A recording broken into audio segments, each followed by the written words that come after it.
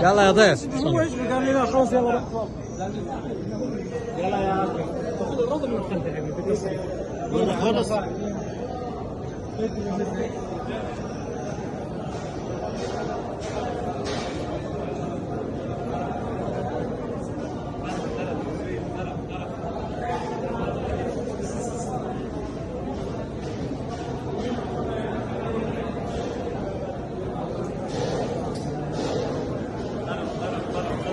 لا تجيب حلال يا رب.